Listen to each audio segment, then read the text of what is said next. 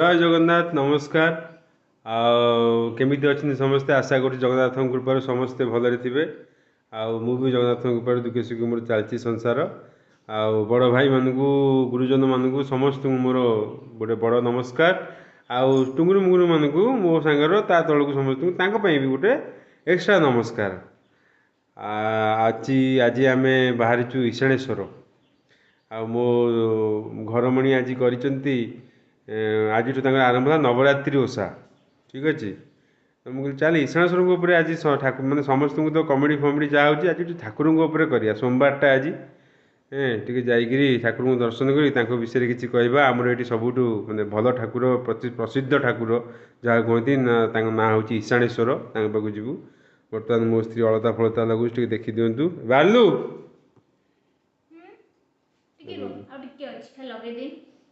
आज्ञा नमस्कार जय जगन्नाथ केमती अच्छा आपण मैंने आज जो तुम नवरात्रि आरंभ है आज बहुत टाइम पर मुझे अलता लगे आम तो अलता लगाती जो पर्यटन 7 मास होनी आज 7 मास हबार बोधे 4-5 दिन हाँ 6-7 दिन होगा से आज मुझे लगुच आने तो 9 दिन जाए बिना भात ही रहा पड़ो रुटी रुटी खाई खाई चलैया पड़ो आ 2 वर्ष है आम लगातार करूँ मोर मो भाउजर ए वर्ष भी से करूँ भाउज से अच्छे केवल नवरात्रि दिन जीवी से लास्ट पूजा अच्छी जो 9 कन्या को पूजा करती आप जानते से दिन मुझे वीडियो करी ठीक है लगे पारूनी बा मु लगे देवी ना ना कोटी कोटी विष्णु बाबू पड़ो मत विष्णु की एबे आमे पार्वती सागर आसी पहुँच जाइए बाबू आग गोड़ हाथ धोई दिंतु बागे की भासी जीव लो भितर नाम चुटी पकाई पाटा ये होचंती आमर गणेश महाप्रभु ये बाहर अच्छा जड़े आउ जड़े भितर अच्छा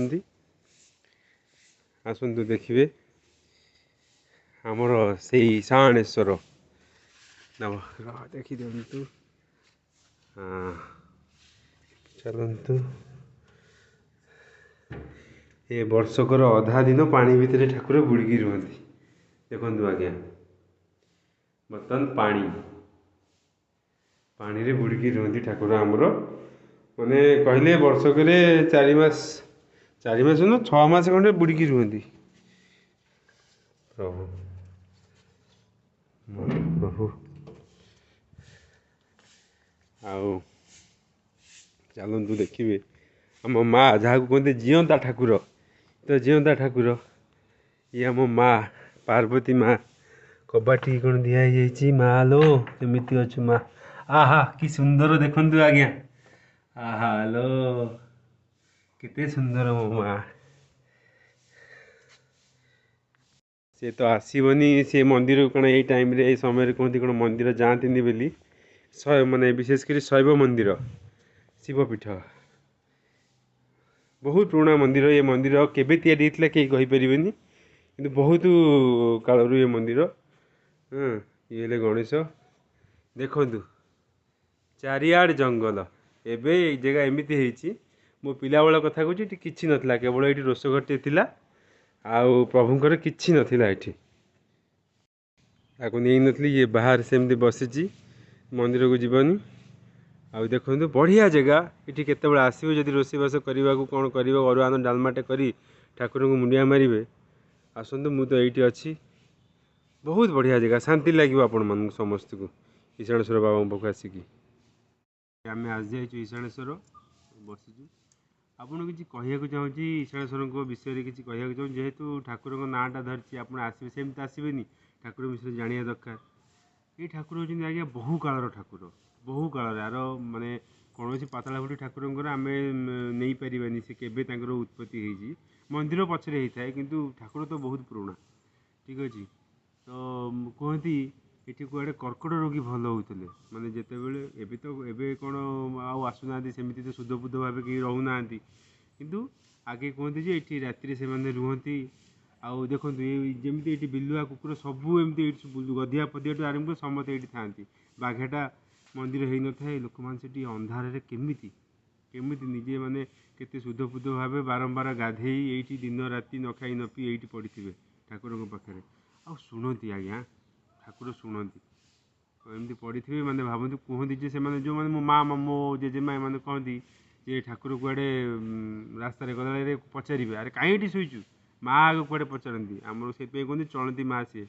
माँ कौटी आग पचारती जे अरे कहीं शोचु तापर प्रभु कहती प्रभु आसी कहे आउ तोर जहाँ भल हो तू जा जा खुशी खुशी जा चल चली एमतिया अच्छी आउ भी यार कहानी बहुत अच्छी ये प्रभु आमर माघ सप्तमी बुड़ रे प्रथमे ईशाणेश्वर बुड़ पकाती ईशाणेश्वर प्रथम से गलापर तापर जाकि समस्ते गाधाती तो मैंने बुड़ पकाती लक्ष लक्ष श्रद्धा जो मैंने सब आसता किंतु आज्ञा ये जो ठाकुर आउ गोटे कहानी अच्छी ये केमी करेन्ट आसला ये जो एत जिनस ग्राम्य उन्नयन संस्था ये कर सब केमी कले थे कौटी कलेक्टर आसते मैंने जिते भी हुए कलेक्टर एसपी समस्त आस से लाइट फाइट जो नाला कलेक्टर एसपी समस्त सागे जड़े आंग्लो इंडियान माने फरेनर जड़े आसते आसिक ठाकुर को कहले कहले पादक दिहला गंभीर पानी दिहला पातला फुटी गंभीर पानी दिखाई कहले इतने जर्मस अच्छी ये बहुत अलिया अच्छी आखिकी देखा ये देखो एमती एमती अलिया सेठू आमर जो ये पूजारी थे सी कहले जे किसी ना आज्ञा ये ईशाणेश्वर पका जिते माने अकथ कथनीय रोग को ये भल करवा लोक तुम आखि मुझी पी दियो ए प्रसाद भाग्य थे मिले ईशाणेश्वर ये कहला ना मत विश्वास होनी तापर से सी कौन कले ना तर गोटे कौन आनी जंत्र माइक्रोस्कोप ना कौन कहते से जंत्र से पकईदे मेसीन टाक पकईदे कि आज्ञा बाहरलानी कि भी बाहरलानी भावतु आपर सी खुशी होकर से लोक मैंने एसपी से तत्कालीन एसपी जी थे कलेक्टर से एत खुशी है खुशी होकर सांगे सांगे मंदिर को सब इलेक्ट्रिक फिलेक्ट्रिक जहाँ मंदिर सुविधा थिला मंदिर माने अंधारे थिला लाइट फाइट करी मंदिर आहरी किसी जो घर रोष घर पूरा है ये सबको तापर धीरे धीरे काम आरंभ है बुझे कि तापर बहुत लोग आज्ञा कहते मत जे ठाकुर अच्छा कि नहीं बहुत टोका टोकाली अच्छा अधाड़ुआ लोक भी अच्छा सब पचारती आ ठाकुर किए ठाकुर कौन तुम देखीच आज्ञा ठाकुर देखा हेले आग मनटा तो निर्मल थी दरकार ठाकुर ना आम मैंने केमी देखा ठाकुर कौन यही मनोभूति देखी हम कि केवे भी आज्ञा देखी हम ठाकुर पाक आसा गले आपन को शुद्ध होगा पड़ो आपण मन को शुद्ध कराया पड़ो ठाकुर कौटी अच्छा ठाकुर बा आमनी मान भितर मो स्त्री भितर मो भितर मो पिला भितर कुकुर भितर गाई भितर षंड भितर माने जो जीव पिंपुड़ी भितर भी ठाकुर अच्छा ठाकुर आमरी पाखे आम जदि आम आखपाखर जी जीवजंतु मनीष जहाँ प्रति आम जब आहपद टी न करवा तो आमको केमती ठाकुर आहा करेंगे ठाकुर को पाइबा कहले ठाकुर गोटे भावते हिमालय कहीं गोटे लोकर किसी जब ठाकुर ना एमती जिनस किसी नहीं ताले जो लक्ष लक्ष लोक हिमालय कि जाऊँ कि कुआड़े जाऊँ बाबा है जाऊँ माने वर्ष वर्ष किसी न खाई न पी केवल सी ध्यान रोच ठाकुर को डाकुं स्मरण कर ना कौन ठाकुर से कौन मूर्ख से पागल तो मूर्ख पागल कहीपर ना ठाकुर अच्छा किंतु ठाकुर को देखा हेले ठाकुर भाया गोटे आखि भी दरकार आपण पाखे जो कहती भगवान को अति निजर भगवान मनीष जन्म नहीं अर्जुन कृष्ण जन्म नहीं कृष्ण बदल अर्जुन को कहले जे देख विश्वरूप कि विश्वरूप खाली आखिरी तो आज्ञा देखिपर ठाकुर को देखा कहले सेमती आखि भी दरकार ठाकुर कुआड़े देते सेमती शक्ति देले से शक्ति बल से ठाकुर को देखिपारे पूरा अवतारटा हाँ दिव्य दृष्टि हाँ ठीक ठीक ठीक हाँ जानी तेणुक आमर आज्ञा देखिए मंदिर जो मैंने जाऊँच बहुत लोग मंदिर जाऊँ चिंता अधिक प्रबल चिंता आपड़ कहतु मुझे पचारुची लोक मानू जे आपण सतरे मंदिर कई दिन थे जाऊँ कहले यही मुझे कहीदी पुरी लोक थे पचारे मंदिर अरे टोका टोका पचारे मंदिर कई दिन हम जाइनु वर्षे वर्षे हम जाइनि हिसाब कला कहे 6 मास सब मंदिर जाइनि रे किंतु आज्ञा से मैंने कथा कहे तुम ठाकुर को देखी ना देखी ना दुनिया लोक सका आउे मंदिर मुझे जाऊँ मंदिर जी हाँ मंदिर आसी पहुँचे चिंता मंदिर चिंता थी ଭାତଟା ଇଆଡ଼ୁ ଗଲେ ଭାତ ବସିବି, ଆରେ ଭାତଟା ବସିକି ଯାଇଛି, ମୋତେ ଏତିକି ସମୟ ଭିତରେ ମୁଣ୍ଡଟା ମାରିଦେଇ ଗଲେ ଭାତଟା ପୁଣି ମୋର ଗାଳିବି। ତ ସେଇ ଚିନ୍ତା। ମାନେ ଦୁନିଆ ଚିନ୍ତା, ଏତେ ଚିନ୍ତା ଭିତରେ ଆପଣ ତ ମାନେ ମୁଁ କହିବା କଥା ଯେଉଁ 10-12 ଦିନ କି ଯେଉଁ ବର୍ଷେ କି ଯେଉଁ 3 ବର୍ଷ ଭିତରେ ପରେ ଆପଣ ଯେଉଁ ଠାକୁରଙ୍କ ପାଖକୁ ଯାଇଛନ୍ତି ତାକୁ ଦେଖିବା ପାଇଁ ତ ମନୋଭାବ ନେଇକି ଯାଆନ୍ତୁ। ପିଲାଦିନେ ଆଜ୍ଞା ମୋ ବୁଢ଼ୀ ମାଆକୁ ନେଇକି ଯାଇକି ଯୁଆଡ଼େ ମୁଁ ନେଇକି ଯାଇଥିଲି ମନ୍ଦିର ଠାକୁରାଣୀ ଗାଧେଇଲା ବେଳକୁ ଆହାଲୋ ବୁଢ଼ୀ କ'ଣ ଏମିତି ଦେଖାଯାଉଛି, ମାଲୋ ତାକୁ ଖାଇବାକୁ ଦେଇନାହାନ୍ତି, ଏ ବାଡ଼ି ପଡ଼େ କ'ଣ କରିଛନ୍ତି, ଏ ବାଡ଼ି ପଡ଼େ ଟିକେ ଗାଧେଇ ନାହାନ୍ତି ତାକୁ ଭଲସେ। ମୋତେ ସିଏ କହିଲା ଆସି ରାତିରେ ଖାଇବାକୁ ଗଣ୍ଡେ ଦିଅନ୍ତି, ତା ମୁହଁ ଶୁଖିଯାଇଛି। ଆଜ୍ଞା ସେ ଯେଉଁ ମୁହଁ ଶୁଖିଯାଇଛି, ସେ ମୁହଁ ଶୁଖିଯାଇଛି ୱାର୍ଡ଼ଟା ଆସିଲା କେଉଁଠୁ? ସେ କେଉଁ ହୃଦୟରୁ ଦେଖିଲା ମୁହଁ ଶୁଖିଛି ବୋଲି? ଆମେ ଦେଖିବେ ସଦାବେଳେ ମୁଣ୍ଡିଆ ମାରିବାକୁ ଯାଉଛେ ସିଦ୍ଧ ମହାବୀର ହେଉ କି ଯେଉଁ ମନ୍ଦିର ବି ଆମେ ଆମ ଆଖପାଖରେ ଅଛି ମହାବୀର ପାଖକୁ ଯାଉଥିବେ, ଦିନେ ବେଳେବେଳେ ଦେଖିବେ ଆପଣ ଏମିତି ଚାହିଁବେ